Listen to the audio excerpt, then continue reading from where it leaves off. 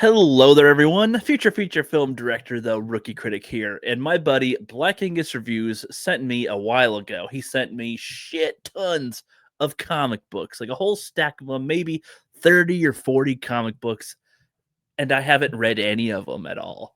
So I'm going to actually sit down and read some of these books and give little reviews. They're not going to be as in depth as the crowd-funded comic reviews, ones that I backed and bought and that are from people in the sphere and independent ones and whatnot. These are a bunch of random ones from Marvel, DC, other independents, other random ones. Got one from The Boys. The Boys will be the first one I'm going to kick off with because that was the first one that I grabbed off the pile. So why not? I have seen Amazon's The Boys, their TV show. I've seen the season up to, I think I saw part of season 4, but I didn't really finish season 4.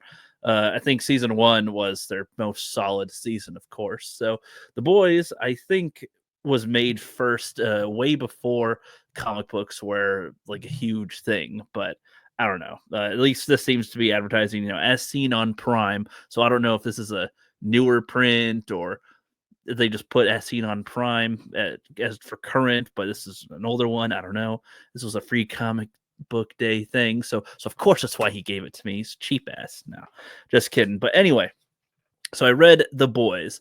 I read this little book here, and there's a couple of race swaps that people mentioned that they did in the show from here. The ones that were white that they turned black in the show, but whatever. That's not important commentary. One of the takeaways I want to have is with Huey in the beginning here, when he's with Robin, he's like at the carnival. He's trying to be fun. He's having a good time with his girlfriend, and it's all going good. A good day, and then shkablam, A Train just barges in with smashing some supervillain or something into her and smashes her into the wall. They do a similar thing in the show, of course.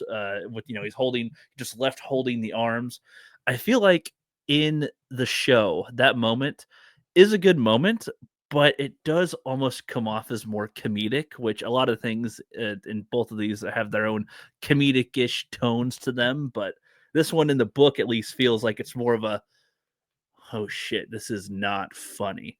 In the show, it kind of felt like it was a little bit comedic. Like, what I was just talking to you and now you're just arms, like is what it kind of felt like a little bit.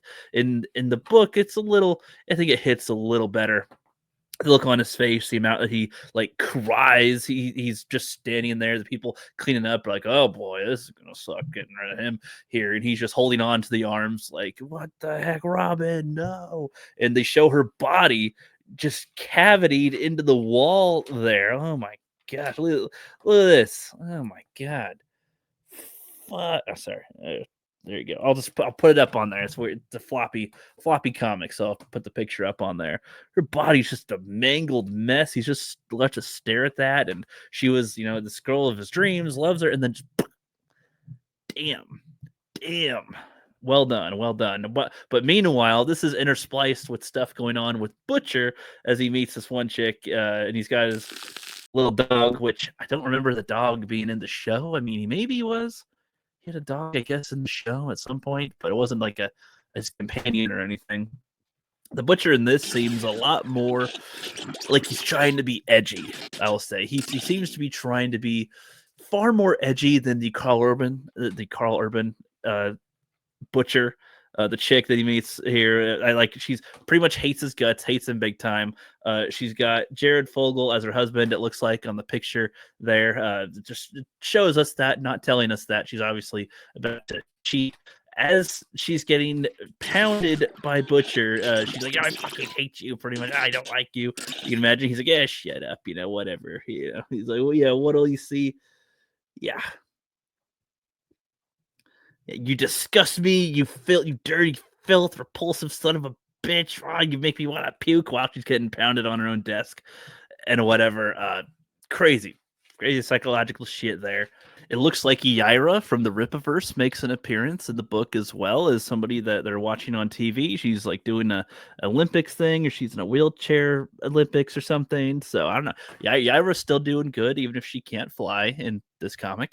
But there's not much going on in this, honestly. It's pretty short. It's like 22 pages or less, it feels like. At the very end of it, Huey and Butcher end up meeting, and I like how in the book, seriously, Huey's sadness seems far more apparent than it does in the show. Huey does go to, like, revenge. There's something that's got to be done about this. Pretty good in the show. I'm not saying that it does a bad job in the show, but in the book, it seems to depict his sadness over the loss of Robin a lot better. And that's pretty much all that is in this one. I wouldn't mind reading the rest of these. I don't know what effort I would really go to get more of them. When I get the physical copies, or just read them digitally, or purchase anything for them, I don't know. I'll have to see where I can get them, I guess, or see if I can make Angus send me more of these. We'll see, because he got free comic book day, so get one that's The Boys #2. Why not? That's all I got to say on that, and have a good one.